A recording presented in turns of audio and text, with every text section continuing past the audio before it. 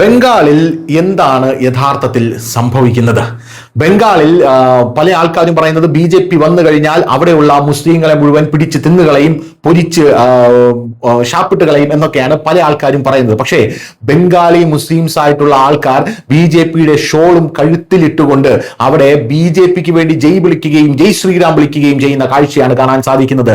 തദ്ദേശീയ മുസ്ലിംസിന് അവിടെയുള്ള അവസ്ഥ കൃത്യമായി അറിയാം. ബംഗ്ലാദേശി ഇൻഫിൽട്രേറ്റേഴ്സ് ആയിട്ടുള്ള ആൾക്കാർ അവിടെ വന്ന് മമതാ ബാനർജി അവർക്ക് ചെല്ലും ചെലവും കൊടുത്ത് മമതയ്ക്ക് വോട്ട് ചെയ്യിപ്പിച്ച് സാധാരണ, അതായത് ഇന്ത്യൻ മുസ്ലിംസ് ആയിട്ടുള്ള ബംഗാൾ മുസ്ലിംസിന്റെ അവകാശം മുഴുവൻ അവർക്ക് ചോർത്തി കൊടുക്കുന്നത് ഇവർ നിരന്തരം നിറകണ്ണുകളോടെ കണ്ടു നിന്നതാണ്.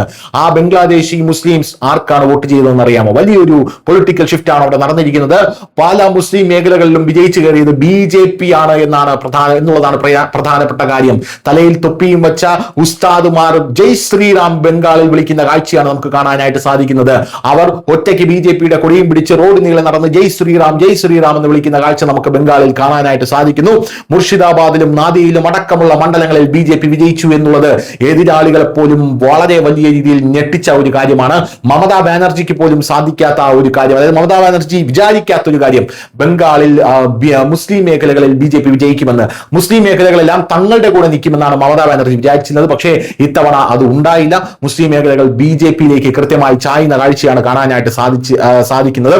പതിറ്റാണ്ടുകളായി ഉള്ളിൽ അടക്കിപ്പിടിച്ച വികാരം തദ്ദേശീയ മുസ്ലിംസ് പുറത്തെടുത്തപ്പോൾ അവിടെ വിരിഞ്ഞത് താമര എന്ന് ഉൾക്കൊള്ളാൻ പോലും ഇപ്പോൾ മമതാ ബാനർജിക്ക് കഴിഞ്ഞിട്ടില്ല എന്നുള്ളതാണ് പ്രധാനപ്പെട്ട കാര്യം എന്ന് പറയുന്നത്. തദ്ദേശീയ മുസ്ലിംസും ഹിന്ദുവും ഒന്നായ കഥകളാണ് ബംഗാളിൽ നിന്ന് കേൾക്കുന്നത്. അതായത് തദ്ദേശീയ മുസ്ലിങ്ങളും അവിടെ ഹിന്ദുക്കളും ഒരുമിച്ച് നിന്ന് അവിടെയുള്ള മമതാ ബാനർജിക്ക് പണി കൊടുത്തു എന്നുള്ള കഥകളാണ് ഇപ്പോൾ കേൾക്കാൻ സാധിക്കുന്നത്.